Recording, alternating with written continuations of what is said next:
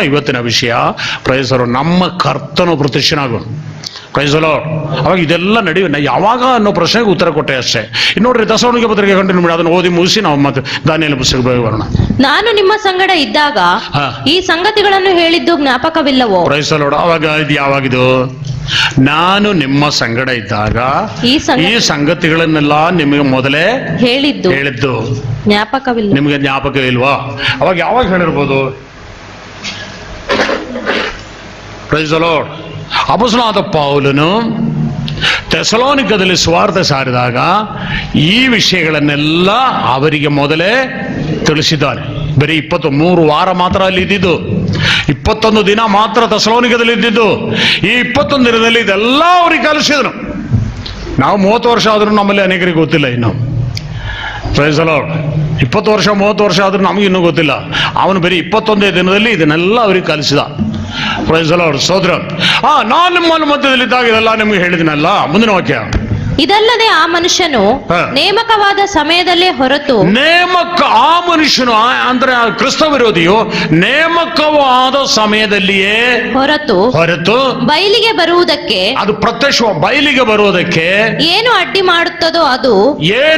ಮಾಡುತ್ತದೋ ಅದು ನಿಮಗೆ ತಿಳಿದೇ ಇದೆ. ಅದು ನಿಮಗೆ ತಿಳಿದೇ ಇದೆ. ಆ ಮನುಷ್ಯನು ಆಂಟಿ ಕ್ರೈಸ್ಟ್ ಅಥವಾ ಕ್ರಿಸ್ತ ವಿರೋಧಿ ಪ್ರತ್ಯಕ್ಷವಾಗಬೇಕಾಗಿದೆ. ಪ್ರತ್ಯಕ್ಷವಾಗಬೇಕಾದ್ರೆ ಏನೋ ಒಂದು ಅಡ್ಡಿ ಮಾಡ್ತಾ ಇದೆ. ಪೌಲಲ್ಲಿ ಹೇಳ್ತಾ ಇಲ್ಲ, ನಾನು ನಿಮ್ಗೆ ಕಲಿಸಿದ್ನಲ್ಲ ಅದನ್ನಂತ ಹೇಳಿದಾನಷ್ಟೇ. ಏನ್ ಅಡ್ಡಿ ಮಾಡ್ತಾ ಇದೆ? ದೇವರ ಸಭೆ ಇವತ್ತು ಎದುರಿಗಿದೆ. ಸಭೆ ಹೋಗದೆ ಅವನಿಗೆ ಬರಕ್ಕಾಗಲ್ಲ. ಅವನು ಬರೋ ಅಷ್ಟೊತ್ತಿಗಿಂತ ಮುಂಚೆನೆ ಸಭೆಯಲ್ಲಿಂದ ಹೋಗ್ಬೇಕು. ದೇವರ ಸಭೆಯೊಂದಿಗೆ ಪರಿಶುದ್ಧಾತ್ಮನಿಲ್ಲಿದ್ದಾನೆ. ಪರಿಶುದ್ಧಾತ್ಮನು ಸಭೆಯೊಂದಿಗೆ ಇಲ್ಲಿಂದ ಹೋಗ್ತಾನೆ. ನಾನು ಹೋದ ಮೇಲೆ ಬೇರೊಬ್ಬ ಸಹಾಯಕನನ್ನ ನಿಮಗೆ ಕಳಿಸಿಕೊಡ್ತೇನೆ ಅಂತ ಹೇಳಿದವನಾದ ಯೇಸು. Praise the Lord. ಸ್ತೋತ್ರ.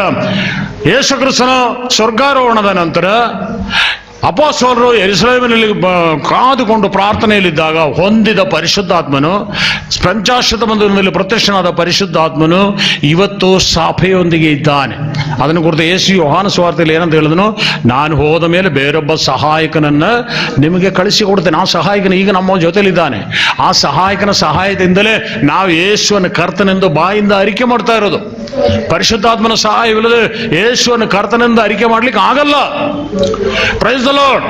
ಪವಿತ್ರಾತ್ಮನೊಂದಿಗೆ ಸಭೆಯು ಇಲ್ಲಿಂದ ಎತ್ತಲ್ಪಡುತ್ತದೆ. ಅಡ್ಡಿ ಮಾಡ್ತಾ ಇರೋದು ಸಭೆ. ಅದು ಏನಂತ ನಮ್ಗೆ ಗೊತ್ತಿದೆಯಲ್ಲ. ಆಮೇಲೆ ಮುಂದಿನ ವಾಕ್ಯ. ಅಧರ್ಮವು ಈಗಲೂ ಗುಪ್ತವಾಗಿ ತನ್ನ ಕಾರ್ಯವನ್ನು ಅಧರ್ಮ ಸ್ವರೂಪನು ಪ್ರದರ್ಶನ ಆಗಬೇಕು. ಅಧರ್ಮವು ಈಗಲೂ ಗುಪ್ತವಾಗಿ ತನ್ನ ಕಾರ್ಯವನ್ನ ಸಾಧಿಸುತ್ತದೆ. ಗುಪ್ತವಾಗಿ ಅಧರ್ಮ ಸ್ವರೂಪನು ತನ್ನ ಕಾರ್ಯಗಳನ್ನು ಮಾಡ್ತಾ, ಸಭೆಗಳನ್ನು ಹಾಳು ಮಾಡೋದು, ವಿಶ್ವಾಸಿಗಳನ್ನು ಹಾಳು ಮಾಡೋದು, ಇದೆಲ್ಲ ಗುಪ್ತವಾಗಿ ಮಾಡ್ತಾ ಇದ್ದಾನೆ. ಆಮೇಲೆ ಆದರೆ ಇದುವರೆಗೆ ಅಡ್ಡಿ ಮಾಡುವವನು ತೆಗೆದು ಬಿಡಲ್ಪಡುವ ತನಕ ಅದು ಗುಪ್ತವಾಗಿಯೇ ಇರ್ತದೆ. ಅಡ್ಡಿ ಮಾಡುವನು ಯಾರಂತ ಗೊತ್ತಾಯ್ತಲ್ಲ? ಸಭೆ. ಪರಿಶುದ್ಧಾತ್ಮನು ಅಡ್ಡಿ ಮಾಡ್ತಾ ಇರೋದು. ಸಭೆ ಎತ್ತಲ್ಪಟ್ಟ ಮೇಲೆ ಅವನು ಬಯಲಿಗೆ ಬರ್ತಾನೆ. ಮುಂದಿನ ವಾಕ್ಯ.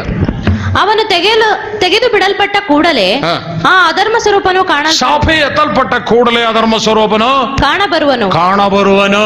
ಆಮೇಲೆ ಅವನನ್ನು ಯೇಸು ಕರ್ತನು ತನ್ನ ಬಾಯ ಉಸಿರಿನಿಂದ ಕೊಲ್ಲುವನು. ಆ ಅಧರ್ಮ ಸ್ವರೂಪನು ಪ್ರತ್ಯಕ್ಷವಾದ ಕೂಡಲೇ ಬಾಯಿಂದ ಕೊಲ್ಲುವುದಿಲ್ಲ. Price the lord. ಅಧರ್ಮ ಸ್ವರೂಪನಿಗೆ ಎಷ್ಟು ವರ್ಷ ಇದೆ? 7 ವರ್ಷ. Praise the Lord. ಸಭೆಯಲ್ಲಿಂದ ಎತ್ತಲ್ಪಟ್ಟ ಮೇಲೆ ಅಧರ್ಮ ಸ್ವರೂಪನು 7 ವರ್ಷ ಇಲ್ಲಿ ಆಳುವನು. 3.5 ವರ್ಷ ಇಸ್ರಾಯೇಲರೊಂದಿಗೆ ಒಡಂಬಡಿಕೆ ಮಾಡಿಕೊಂಡಿರ್ತಾನೆ. 3.5 ವರ್ಷ ಆದ್ಮೇಲೆ ಒಡಂಬಡಿಕೆಯನ್ನು ಮೀರ್ತಾನೆ. ಇಸ್ರಾಯೇಲರನ್ನು ಬಹಳವಾಗಿ ಹಿಂಸೆ ಪಡಿಸುತ್ತಾನೆ. 7 ವರ್ಷ ಇಸ್ರಾಯೇಲ್ಯರು 7ನೇ ವರ್ಷದ ಕೊನೆ ದಿನಗಳು. 7ನೇ ವರ್ಷದ ಕೊನೆ ದಿನಗಳು ಇಸ್ರಾಯೇಲರು ಭಯಂಕರವಾಗಿ ನಾಶವಾಗಿ ಅವರ ಹೆಸರೇ ಇಲ್ಲದಾಗಿ ಅಳಿಸಿ ಹೋಗುವ ಪರಿಸ್ಥಿತಿ ಬರುತ್ತೆ. 1/3 ಭಾಗ ನಾಶವಾಗಿ ಹೋಗ್ತದೆ. ಇಸ್ರಾಯೇಲರಲ್ಲಿ 1/3 ಭಾಗ ನಾಶವಾಗಿ ಹೋಗ್ತದೆ. ಆವಾಗ ಅವರು ತಮ್ಮ ಮಷಿಯನಿಗೋಸ್ಕರ ಎದೆ ಬಡ್ಕೊಳ್ತಾ ಅಳ್ತಾರೆ. ಮಷಿಯನಿಗೋಸ್ಕರ ಎದೆ ಬಡ್ಕೊಂಡು ಅಳ್ತಾರೆ, ನಮ್ಮ ರಕ್ಷಕನಾಗಿ ಬಾ ಅಂತೇಳಿ ಅಳುವಾಗ ಯೇಸು ಯಾವ ರೀತಿಯಲ್ಲಿ ಎಣ್ಣೆ ಮರಗಳ ಗುಡ್ಡದಿಂದ ಮೇಲಕ್ಕೆ ಎತ್ತಲ್ಪಟ್ಟನೋ ಅದೇ ರೀತಿ 2 ಕೈಗಳನ್ನು ಬೀಸಿ ಅವರನ್ನ ಆಶೀರ್ವದಿಸುತ್ತಾ ಎಣ್ಣೆ ಮರಗಳ ಗುಡ್ಡಕ್ಕೆ ಇಳಿದು ಬರುವನು. ಎಣ್ಣೆ ಮರಗಳ ಗುಡ್ಡಕ್ಕೆ ಇಳಿದು ಬಂದು ಪಾದಗಳನ್ನಿಟ್ಟಾಗ ಎಣ್ಣೆ ಮರದ ಗುಡ್ಡೆ 2 ಭಾಗವಾಗಿ ವಿಂಗಡಿಸಲ್ಪಡುತ್ತದೆ. ಅಲ್ಲಿ ಒಂದು ದೊಡ್ಡ ಡಂಗುರು ಸ್ಥಾಪಿಸಲಾಗುತ್ತದೆ. ಅಲ್ಲಿ ಒಂದು ಪ್ರೊಫೆಸರ್ ಹರ್ಮಗದೋನ್ ಎಂಬುದಾಗಿ ಆ ಸ್ಥಳದ ಹೆಸರು. ಅಲ್ಲಿ ಒಂದು ದೊಡ್ಡ ಯುದ್ಧವು ನಡೆಯುತ್ತದೆ.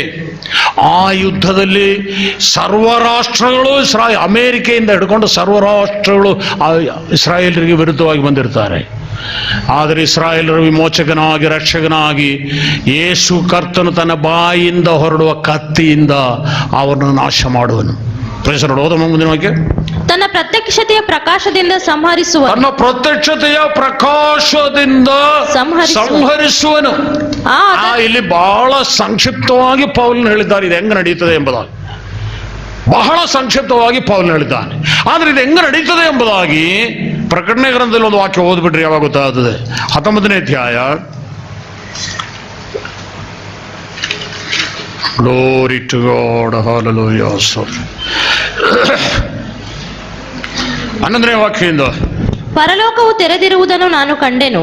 ಆಗ ಇಗೋ, ಬಿಳಿ ಕುದುರೆ ನನಗೆ ಕಾಣಿಸಿತು. ಅದರ ಮೇಲೆ ಕೂತಿದ್ದವನಿಗೆ ನಂಬಿಗಸ್ತನು ಸತ್ಯವಂತನು ಎಂದು ಹೆಸರು. ಆತನು ನೀತಿಯಿಂದ ನ್ಯಾಯ ವಿಚಾರಿಸುತ್ತಾನೆ, ನೀತಿಯಿಂದ ಯುದ್ಧ ಮಾಡುತ್ತಾನೆ. ಆತನ ಕಣ್ಣುಗಳು ಬೆಂಕಿಯ ಉರಿಯಂತಿವೆ. ಆತನ ತಲೆಯ ಮೇಲೆ ಅನೇಕ ಮಕುಟಗಳುಂಟು. ಆತನಿಗೆ ಒಂದು ಹೆಸರು ಬರೆದು ಕೊಟ್ಟಿದೆ, ಅದು ಆತನಿಗೆ ಹೊರತು ಮತ್ತಾರಿಗೂ ತಿಳಿಯದು. ಆತನು ರಕ್ತ ಪ್ರೋಕ್ಷಿತವಾದ ವಸ್ತ್ರವನ್ನು ಧರಿಸಿಕೊಂಡಿದ್ದನು. ಆತನಿಗೆ ದೇವರ ವಾಕ್ಯವೆಂದು ಹೆಸರು. ಬರ್ತಾ ಇರೋದು ಯಾರಂತ ಗೊತ್ತಾಯ್ತಲ್ಲ. ಆತನಿಗೆ ದೇವರ ವಾಕ್ಯವೆಂದು ಹೆಸರು. ಯಾರ ಹೆಸರು? ದೇವರ ವಾಕ್ಯ ಅಂತ.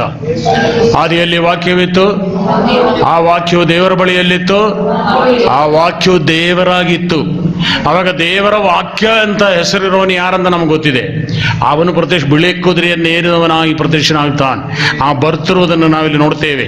ಆತನ ವಸ್ತ್ರದ ಮೇಲೆ ರಕ್ತವಿತ್ತು. Praise the Lord. ಸೋದರನು ರಕ್ತ ಪ್ರೋಕ್ಷಿತವಾದ ವಸ್ತ್ರವನ್ನು ಧರಿಸಿಕೊಂಡಿದ್ದನು. ಆತನಿಗೆ ದೇವರ ವಾಕ್ಯವೆಂದು ಹೆಸರು. ಪರಲೋಕದಲ್ಲಿ ಸೈನ್ಯದವರು ಶುಭ್ರವಾಗಿಯೂ ನಿರ್ಮಲವಾಗಿರುವ ನಯವಾದ ನಾರುಮಡಿಗಳನ್ನು ಧರಿಸಿಕೊಂಡು ಬಿಳಿ ಕುದುರೆಗಳ ಮೇಲೆ ಹತ್ತಿದವನಾಗಿ ಆತನ ಹಿಂದೆ ಬರುತ್ತಿದ್ದರು. ಜನಾಂಗಗಳನ್ನು ಹೊಡೆಯುವುದಕ್ಕಾಗಿ ಹದವಾದ ಕತ್ತಿ ಅವನ ಬಾಯಿಂದ ಬರ್ತಾ ಇತ್ತು. ಗೊತ್ತಾಯ್ತಲ್ಲ ಬರ್ತಾ ಇರೋದು ಯಾರಂತ? Price the lord. ಹಾನೋಕನಿಂದ ಹಿಡ್ಕೊಂಡು ಭಕ್ತರೆಲ್ಲರೂ ಹೇಳಿದಂತ ಪ್ರತ್ಯಕ್ಷತೆ ಇದು. ಯಾವ ತರ ಇದೆ ಅಂತ ಅನ್ನೋದನ್ನು ಇಲ್ಲಿ ನೋಡ್ತಾ ಇದ್ದೇವೆ. Praise the Lord. ಸೋದರ, ಆತನು ಅವ್ರನ್ನ ಕಬ್ಬಿಣದ ಕೋಲಿನಿಂದ ಆಳುವನು. ಅವನು ಸರ್ವಶಕ್ತನಾದ ದೇವರ ಉಗ್ರ ಕೋಪವು ದ್ರಾಕ್ಷಿಯ ತೊಟ್ಟಿಯಲ್ಲಿರುವುದನ್ನು ತುಳಿಯುತ್ತಾನೆ. ದ್ರಾಕ್ಷಿ ತೊಟ್ಟಿ, ಈ ಸೋದರ ಸಕಲ ಅಹಂಕಾರಿಗಳು ಹೊಟ್ಟಿನಂತಿರುವರು. ಅದೇ ದ್ರಾಕ್ಷಿ ತೊಟ್ಟಿ. ದ್ರಾಕ್ಷಿ ಹಣ್ಣನ್ನು ದ್ರಾಕ್ಷಿ ತೊಟ್ಟಿಯಲ್ಲಿ ತುಳಿಯುವ ಪ್ರಕಾರ ಭೂಲೋಕದ ದುಷ್ಟರನ್ನ ಸಂಹರಿಸುವನು. Praise the Lord. ದೇವರ ಉಗ್ರ ಕೋಪದೊಂದಿಗೆ ಆತನು ಪ್ರತ್ಯಕ್ಷನಾಗ್ತಾನೆ. Price the Lord. ಇದೆಲ್ಲ ನಾವಿರಲ್ಲ ಇಲ್ಲಿ, ಅದನ್ನು ಸರಿಯಾಗಿ ತಿಳ್ಕೊಳ್ಬೇಕು. ನಾವು ಇಲ್ಲಿಂದ ಹೋದ ಮೇಲೆ, ಸಭೆ ಇಲ್ಲಿಂದ ಹೋದ ಮೇಲೆ ನಾವು ಅಂದ್ಕೊಳ್ಳೆ ಎಲ್ಲರೂ ಅಲ್ಲ. ಸಭೆ ಇಲ್ಲಿಂದ ಹೋದ ಮೇಲೆ ನಡೆಯುವ ವಿಷಯಗಳಿದಲ್ಲ. ಯಾರಿಗಾದ್ರೂ ನೋಡ್ಬೇಕನ್ನೋ ಆಸೆ ಇದ್ರೆ ಇಲ್ಲಿ ಉಳ್ಕೊಂಡ್ರು ನೋಡ್ಬೋದು. Praise the Lord. ಸಹೋದರ, ತಪ್ಪಿಸ್ಕೊಳ್ಳೋದು ಮಾತ್ರ ಬಹಳ ಕಷ್ಟ. Praise the Lord. ಸಹೋದರ, ಅದಕ್ಕೆ ಅವಕಾಶ ಯಾರಿಗೂ ಆಗಬಾರದು. ಕರ್ತನು ತಾನೇ ಆಜ್ಞಾಘೋಷದೊಡನೆಯೂ ಪ್ರಧಾನ ದೂತನ ಶಬ್ದದೊಡನೆಯೂ ದೇವರ ತುತ್ತೂರಿದನೆಯೂ ಆಕಾಶದಿಂದ ಇಳಿದು ಬರುವನು. ಆ ದಿನಗಳು ಅತ್ಯಂತ ಹತ್ತಿರವಾಗಿದೆ ಅನ್ನೋದನ್ನ ಇಡೀ ಚರಿತ್ರೆ ನಮಗೆ ತೋರಿಸ್ತಾ ಇದೆ. ಲೋಕ ಸಂಭವಗಳೆಲ್ಲ ನಮಗೆ ತೋರಿಸ್ತಾ ಇದೆ. Praise the Lord. ನಿಮ್ಗೆ ಗೊತ್ತಿರೋ ಹಾಗೆ ಪ್ರೈಸ್ ದಿ ಲಾರ್ಡ್, ಮೊನ್ನೆ ಅಮೆರಿಕದ ಎಲೆಕ್ಷನ್ ಆಯಿತು. ಟ್ರಂಪ್ ಅವರು ಅಧಿಕಾರಕ್ಕೆ ಬಂದಿದ್ದಾರೆ. ಬೈಡನ್ಗಿಂತ ಟ್ರಂಪ್ ಅವರು ಭಯಂಕರ ಮುಂಕೋಪಿ. ಇಸ್ರಾಯೇಲ್ನೊಂದಿಗೆ ಸೇರಿ ಏನ್ ಮಾಡ್ತಾರೆ ಅಂತ ಇಡೀ ಜಗತ್ತು ಭ್ರಮೆಯಿಂದ ನೋಡ್ತಾ ಇದೆ. ಸರ್ವ ಲೋಕವು ಬಹಳ ಭ್ರಮೆಯಿಂದ ಇವನೇನ್ ಮಾಡ್ತಾನೆ ಅನ್ನೋದು ಎಲ್ಲರ ಗಮನ ಈಗ ಅವ್ರ ಕಡೆನೆ. ಯಾಕಂತ ಹೇಳಿದ್ರೆ ಪ್ರೈಸ್ ದಿ ಲಾರ್ಡ್. ಸೋದರ, ಇರಾನ್ ಒಂದು ಅಣು ರಾಷ್ಟ್ರವಾಗಿದೆ, ಅಣು ಬಾಂಬ್ ಇರುವಂತ ರಾಷ್ಟ್ರವಾಗಿದೆ. ಅವನು ಮೊನ್ನೆ ಹೇಳಿದ್ದಾನೆ, ಎಲೆಕ್ಷನ್ ನಡೆಯೋದಕ್ಕಿಂತ ಮುಂಚೆ ಪ್ರಚಾರದಲ್ಲಿ ಹೇಳಿದ್ದಾನೆ, ಪ್ರೈಸ್ ದಿ ಲಾರ್ಡ್, ಇರಾನಿನ ಪ್ರೈಸ್ ದಿ ಲಾರ್ಡ್ ಅಣು ಸ್ಥಾವರಗಳನ್ನೆಲ್ಲ ನೆಲಸಮ ಮಾಡ್ತೀವಿ. ಇರಾನ್ ಅಣು ಸ್ಥಾವರಗಳನ್ನು ಮುಟ್ಟಿದ್ರೆ ಪ್ರೈಸ್ ದಿ ಲಾರ್ಡ್ ಒಂದು ಲೋಕ ಮಹಾಯುದ್ಧವೇ ನಡೆದರೂ ನಡೀಬಹುದು. ಅಂತ ಸನ್ನಿವೇಶಗಳು ಬರ್ಲಿಕ್ಕೆ ಸಾಧ್ಯತೆ ಇದೆ. Praise the Lord. ಮುಂದೆ ಏನಾಗ್ತದೆ ನಮಗೆ ಗೊತ್ತಿಲ್ಲ. ಸಮಾಧಾನಕ್ಕಾಗಿ ನಾವು ಪ್ರಾರ್ಥಿಸುತ್ತಿದ್ದೇವೆ. ಆದ್ರೆ ಇದೆಲ್ಲ ನೋಡುವಾಗ ನಾವೇನ್ ತಿಳ್ಕೋಬೇಕು? ಪ್ರೈಸ್ ದಿ ಲಾರ್ಡ್, ನಮ್ಮ ಕರ್ತನ ಪ್ರತ್ಯಕ್ಷತೆಯು ಹತ್ತಿರವಾಯಿತು. ನಮ್ಮ ತಲೆಗಳನ್ನು ಮೇಲೆಗೆತ್ತೋಣ. Praise the Lord. ಸಹೋದರ, ನಮ್ಮ ವಿಷಯಕ್ಕೆ ಬರೋಣ. ಇದು ಯಾವಾಗ ನಡೆಯುತ್ತದೆ ಅನ್ನೋದನ್ನ ಥೆಸಲೋನಿಕ ಪತ್ರಿಕೆಯಲ್ಲಿ ಅಪೊಸ್ತಲನಾದ ಪೌಲನು ಸಭೆಗೆ ವ್ಯಕ್ತವಾಗಿ ಹೇಳಿದ್ದಾನೆ. ಕೆಳಗಿನ ವಾಕ್ಯ, ಆ ಅಧರ್ಮ ಸ್ವರೂಪನ ಪ್ರತ್ಯಕ್ಷತೆಯು ಸೈತಾನನ ಮಾಟಕ್ಕನುಗುಣವಾಗಿರುವ ಸೈತಾನನ ಅದು ಮೋಸಗೊಳಿಸುವ ಸಕಲ ವಿಧವಾದ ಮಹತ್ ಕಾರ್ಯ, ಸೂಚಕ ಕಾರ್ಯ. ಆವಾಗ ಸೋದರ, ಇದನ್ನು ಗಮನಿಸು. ಅಧರ್ಮವು ಈಗಲೇ ಗುಪ್ತವಾಗಿ ತನ್ನ ಕಾರ್ಯವನ್ನ ಮಾಡ್ತಾ ಇದೆ. Praise the Lord. ಅವಾಗ ಈ ಅಧರ್ಮ ಸ್ವರೂಪನು ಗುಪ್ತವಾಗಿ ತನ್ನ ಕಾರ್ಯಗಳನ್ನು ಮಾಡುವಾಗ ಏನ್ ಮಾಡ್ತಾನೆ? ಅದರಲ್ಲಿ ಏನೆಲ್ಲ ಅಡಕವಾಗಿದೆ ಓದಮ್ಮ. ಸೈತಾನನ ಮಾಟಕ್ಕನುಗುಣವಾಗಿರ್ತದೆ. ಆಮೇಲೆ ಅದು ಮೋಸಗೊಳಿಸುವ ಸಕಲ ವಿಧವಾದ ಮಹತ್ ಕಾರ್ಯ. ಮೋಸಗೊಳಿಸುವಂತ ಯಾರನ್ನು ಮೋಸಗೊಳಿಸುವ? ವಿಶ್ವಾಸಿಗಳನ್ನ, ದೇವ ಜನರನ್ನು ಮೋಸಗೊಳಿಸುವ ಸಕಲ ವಿಧವಾದ ಮಹತ್ ಕಾರ್ಯ, ಸೂಚಕ ಕಾರ್ಯ, ಅದ್ಭುತ ಕಾರ್ಯ, ಇವುಗಳಿಂದಲೂ ದುರ್ನೀತಿಯ ಎಲ್ಲಾ ವಂಚನೆಗಳಿಂದಲೂ. ಎಂತದು? ದುರ್ನೀತಿಯ ಎಲ್ಲಾ ವಂಚನೆಗಳಿಂದಲೂ ಕೂಡಿ ನಾಶನ ಮಾರ್ಗದಲ್ಲಿರುವವರಿಗೋಸ್ಕರ ಸಂಭವಿಸುವುದು. ನಮಗಲ್ಲ, ವಿಶ್ವಾಸಿಗಳಿಗಲ್ಲ. ಮತ್ತೆ ಯಾರಿಗೆ? ಹೇಳ್ರಿ ಬಾಯ್ಬಿಟ್ಟು. ನಾಶನ ಮಾರ್ಗದಲ್ಲಿರೋರಿಗೋಸ್ಕರ. ಹಾಗಾದ್ರೆ ಪ್ರೈಸ್ ದಿ ಲಾರ್ಡ್ ಸಹೋದರ, ಇದರಲ್ಲಿ ಒಂದು ದೊಡ್ಡ ಗುಟ್ಟಿದೆ, ಒಂದು ರಹಸ್ಯ ಇದೆ. Praise the Lord. ಏನೆಲ್ಲ ನಡೆಯುತ್ತದೆ ಹೇಳ್ರಿ? ಪ್ರೈಸ್ ದಿ ಲಾರ್ಡ್ ಸಹೋದರ, ಅದು ಮೋಸಗೊಳಿಸುವಂತ ಸಕಲ ವಿಧವಾದ ಮಹತ್ ಕಾರ್ಯಗಳು, ಸೂಚಕ ಕಾರ್ಯಗಳು, ಅದ್ಭುತ ಕಾರ್ಯಗಳು, ದುರ್ನೀತಿಯ ಎಲ್ಲ ವಂಚನೆಗಳು. ಸೋದರಂ, ನೆನ್ನೆ ನ್ಯೂಸ್ ನಲ್ಲಿ ನೀವು ನೋಡಿದ್ರೆ ಗೊತ್ತಿಲ್ಲ, ಟಿವಿಯಲ್ಲ, ಮೊಬೈಲ್ ಬಂದ ನ್ಯೂಸ್ ಅಲ್ಲಿ. ಪ್ರೈಸ್ ದಿ ಲಾರ್ಡ್ ಸಹೋದರಂ, ಮರಿಯಳ ಹೆಸರಿನಲ್ಲಿ ತಾಯಿ ಮಹಾವತ ಏನೆಲ್ಲ ಹೇಳ್ತಾರಲ್ಲ, ಮರಿಯಳ ಹೆಸರಿನಲ್ಲಿ ಭಯಂಕರ ಅದ್ಭುತ ಕಾರ್ಯಗಳು ನಡೀತಾ ಇದೆ. ಸಾವಿರಾರು ಜನರು ಆ ಕಡೆ ಹೋಗ್ತಾ ಇದ್ದಾರೆ. ಮರಿಯಳಿಂದ ಅದ್ಭುತ ನಡೀತಾ ಇದೆ ಅಂತ ನೋಡ್ಲಿಕ್ಕೆ. ಯಾವ ಮರಿಯಳು? Praise the Lord. ಏನು ತಮಿಳ್ನಾಡಲ್ಲಿ ಇದೆಯಲ್ಲ, ಏನು ವೇಳಾಂಗಣ್ಣಿಯಲ್ಲಿ ಒಂದು ಮರಿಯಳಿದ್ದಾಳೆ. ಯೇಸುವಿನ ತಾಯಿ ಮರಿಯಳಲ್ಲ. ಸೊ ಯೇಸುವಿನ ತಾಯಿ ಮರಿಯಳು ವಿಶ್ವಾಸಿಗಳೊಂದಿಗೆ, ಒಂದು ಶಿಷ್ಯರೊಂದಿಗೆ ಕೂತ್ಕೊಂಡು ಪವಿತ್ರಾತ್ಮ ಅಭಿಷೇಕ ಹೊಂದಿ ಇಲ್ಲಿ ಸೋದರ ವಿಶ್ವಾಸಿಯಾಗಿ ಪರಲೋಕಕ್ಕೆ ಹೋಗಿದ್ದಾಳೆ. ಆ ದೇವರ ತಾಯಿ ಅಂತೆಲ್ಲ ಹೆಸರಿಟ್ಟು ಬೇರೆ ಇಲ್ಲಿ ವಿಗ್ರಹಗಳನ್ನು ಕರೀತಾ ಇದ್ದಾರೆ. ಅದು ಯೇಸುವಿನ ತಾಯಿ ಅಲ್ಲ. ಪ್ರೈಸ್ ದಿ ಲಾರ್ಡ್ ಸೋದರ, ಅದು ಪೈಶಾಚಿಕವಾದ ಭಯಂಕರ ದೊಡ್ಡ ಮೋಸದ ಶಕ್ತಿ ಅದು. ಪ್ರೈಸ್ ದಿ ಲಾರ್ಡ್ ಸೋದರ, ಇಲ್ಲಿ ಏನ್ ಹೇಳ್ತದೆ? ವಿಶ್ವಾಸಿಗಳ ಮಧ್ಯದಲ್ಲಿ ನಡೆಯೋದು, ಪಾಸ್ಟರ್ಗಳ ಮಧ್ಯದಲ್ಲಿ ಸಭೆಯಲ್ಲಿ ನಡೆಯೋದಕ್ಕಿಂತ ಹೆಚ್ಚಾಗಿ ಅದ್ಭುತ ಕಾರ್ಯಗಳು, ಮಹತ್ ಕಾರ್ಯಗಳು, ಸೂಚಕ ಕಾರ್ಯಗಳು ಎಲ್ಲಿ ನಡೀತದೆ? ನಾಶನ ಮಾರ್ಗದಲ್ಲಿರೋರಿಗೋಸ್ಕರ ಅಲ್ಲಿ ನಡೀತದೆ. Price the lord. ಫೋಟೋ ಕಣ್ಣೀರು ಬರ್ತಾ ಇದೆ, ವಿಗ್ರಹ ಹಾಲು ಕುಡಿತಾ ಇದೆ, ಆಮೇಲೆ ಏನೇನೋ ಕಥೆಗಳು ಕೇಳ್ತಾ ಇದ್ದೀರಲ್ಲ, ಅದೆಲ್ಲ ನಡೆಯುತ್ತದೆ. ಯಾರು ನಡೆಸ್ತಾನೆ? ಯಾರು? ಮೋಸಗೊಳಿಸುವವನು. ಮೇಲಿನ ವಾಕ್ಯದಲ್ಲಿ ನೋಡಿದೀವಲ್ಲ, ಅಧರ್ಮವು ಗುಪ್ತವಾಗಿ ತನ್ನ ಕಾರ್ಯ ನಡೆಸೋದು. ಯಾರನ್ನ? ನಾಶನ ಮಾರ್ಗದಲ್ಲಿರುವವ್ರನ್ನ ನಂಬಿಸೋದಕ್ಕೋಸ್ಕರ. ಅನೇಕ ವಿಶ್ವಾಸಿಗಳು ಸಹ ಇದನ್ನ ನಂಬಿ ತಮ್ಮ ವಿಶ್ವಾಸವನ್ನು ಕಳ್ಕೊಳ್ತಾರೆ. Price the lord. ಎಲ್ರಿಗೂ ಏನ್ ಬೇಕಾಗಿರೋದು? ಅದ್ಭುತ ಬೇಕಾಗಿದೆ, ರೋಗ ಶಾಂತಿ ಬೇಕಾಗಿದೆ. ಅದು ವಾಕ್ಯನೋ ಅಲ್ವೋ ಅದು ಗೊತ್ತಿಲ್ಲ, ಸತ್ಯನೋ ಸುಳ್ಳ ಗೊತ್ತಿಲ್ಲ, ನಮಗೆ ಸೌಖ್ಯ ಆಯ್ತಲ್ಲ. ಪ್ರೈಸ್ ದಿ ಲಾರ್ಡ್ ಸಹೋದರ, ಆ ಕುರುಡನ ಯೇಸುವಿನ ಬಗ್ಗೆ ಹೇಳಿದ್ರ ಪ್ರಕಾರ ಅವನು ಎಂಥವನ ನಂಗೆ ಗೊತ್ತಿಲ್ಲ, ನನಗೆ ಕಣ್ಣು ಬಂತು. ಪ್ರೈಸ್ ದಿ ಲಾರ್ಡ್ ಅಲ್ವಾ? ಆ ಕುರುಡನಿಗೆ ಕೇಳ್ತಾರೆ, ನಿನ್ನ ಕಣ್ಣು ಯಾರು ಕೊಟ್ರು, ಹೆಂಗ್ ಬಂತು ಅಂತ ಕೇಳಿದ್ರು. ಅವನು ಹೇಳ್ತಾನೆ, ಅವನು ಯಾರು ಎಂಥದ್ದು ನನಗೆ ಗೊತ್ತಿಲ್ಲ, ಕುರುಡನಾಗಿದೆ, ಈಗ ಕಣ್ಣು ಬಂತು. ಅದೇ ಪ್ರಕಾರ ಇವತ್ತಿನ ವಿಶ್ವಾಸಿಗಳು ಸಹ, ಸತ್ಯ ಮರಿಯಳು ಸತ್ಯನೋ, ಯೇಸು ಸತ್ಯನೋ, ಯೇಸುವಿನ ತಾಯಿ ಸತ್ಯನೋ, ಶಿಲುಬೆ ಸತ್ಯನೋ, ಕ್ರಿಸ್ಮಸ್ ಸತ್ಯನೋ, ಅದು ಸತ್ಯನೋ, ಅದೆಲ್ಲ ನಮ್ಗೆ ಗೊತ್ತಿಲ್ಲ. ನಮಗೇನು ಬೇಕು? ಸೌಖ್ಯ, ಕಣ್ಣು ಬಂದ್ರೆ ಸಾಕು. Praise the Lord. ನಮ್ಗೆ ಐಶ್ವರ್ಯ ಬಂದ್ರೆ ಸಾಕು. Praise the lord. ಮೋಸಗೊಳಿಸುವ ಸಕಲ ಹೌದಮ್ಮ, ಕಂಪ್ಲೀಟ್ ಮಾಡೋದನ್ನ. ಯಾಕಿದು ಸಂಭವಿಸಿದ್ರು? ಯಾಕಿದು ನಡೆಯಿತು? 10ನೇ ವಾಕ್ಯ. ಅವರು ಸತ್ಯದ ಮೇಲೆ ಪ್ರೀತಿಯನ್ನಿಡದ ಕಾರಣ ರಕ್ಷಣೆಯನ್ನು ಹೊಂದದೆ ನಾಶವಾಗುತ್ತಾರೆ. ಅವರೆಲ್ಲರೂ ರಕ್ಷಣೆಯನ್ನು ಹೊಂದದೆ ನಾಶವಾಗುತ್ತಾರೆ. ಸ್ವಲ್ಪ ಗಮನಿಸಿ ಹೋದ್ರಿ ಇದನ್ನ. ಅದ್ಭುತ ಕಂಡವರು, ಅದ್ಭುತ ಅನುಭವಿಸಿದವರು, ಸೂಚಕ ಕಾರ್ಯ ಮಹತ್ ಕಾರ್ಯಗಳನ್ನು ಕಣ್ಣಾರೆ ಕಂಡವರು, ಶರೀರದಲ್ಲಿ ಅನುಭವಿಸಿದವರು ಏನಾಗ್ತಾರೆ? ಸತ್ಯದ ಮೇಲೆ. ಸತ್ಯ ಯಾವುದು?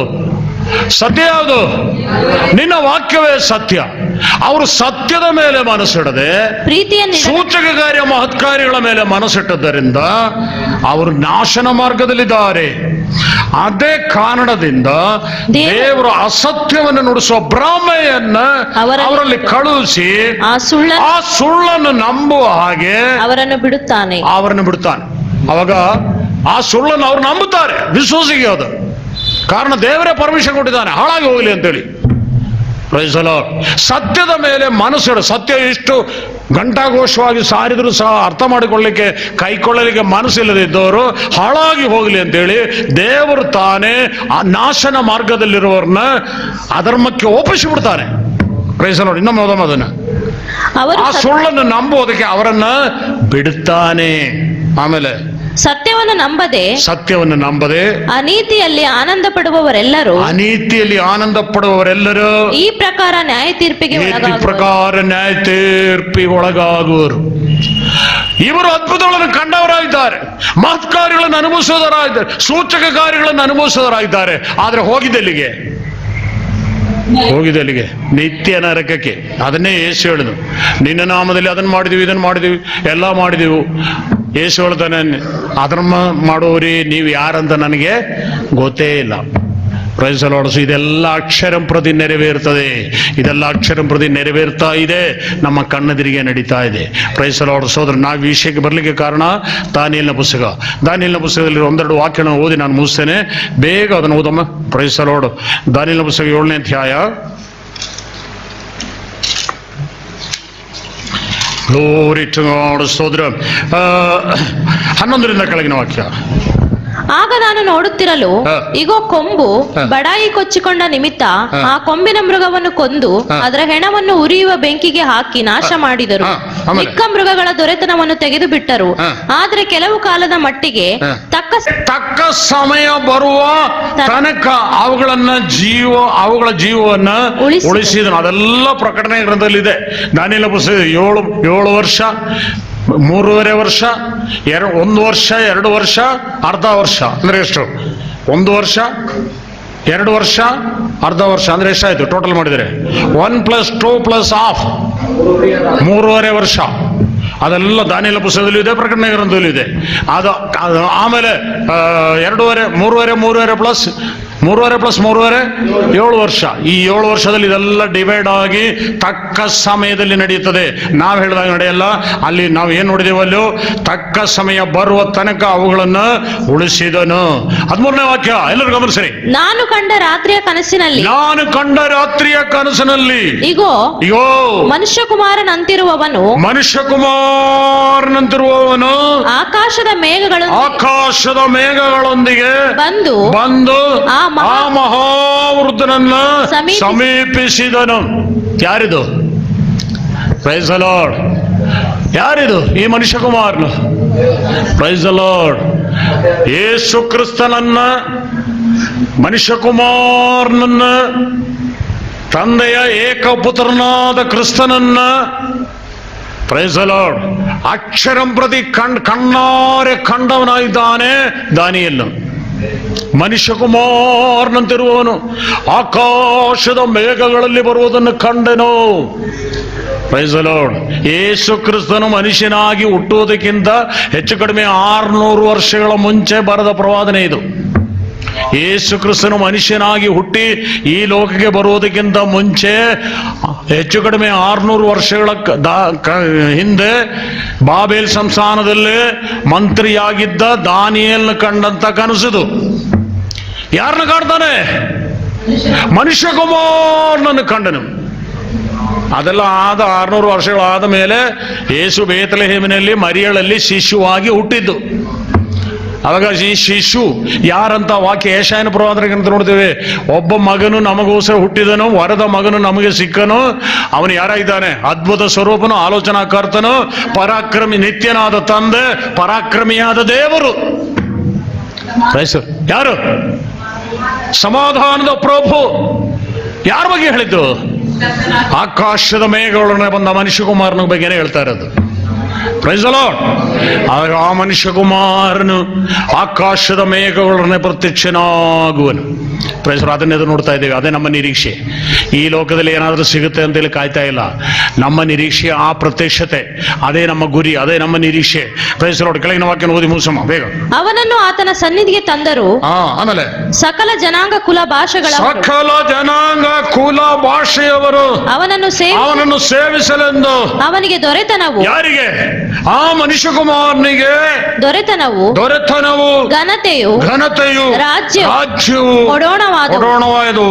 ಅವನ ಆಳ್ವಿಕೆಯು ಅಂತ್ಯವಿಲ್ಲದ್ದು, ಶಾಶ್ವತವಾದದ್ದು. ಅವನ ರಾಜ್ಯವು ಎಂದಿಗೂ ಅಳಿಯದು. ಪ್ರೈಸ್ ದಿ ಲಾರ್ಡ್, ಸ್ತೋತ್ರ.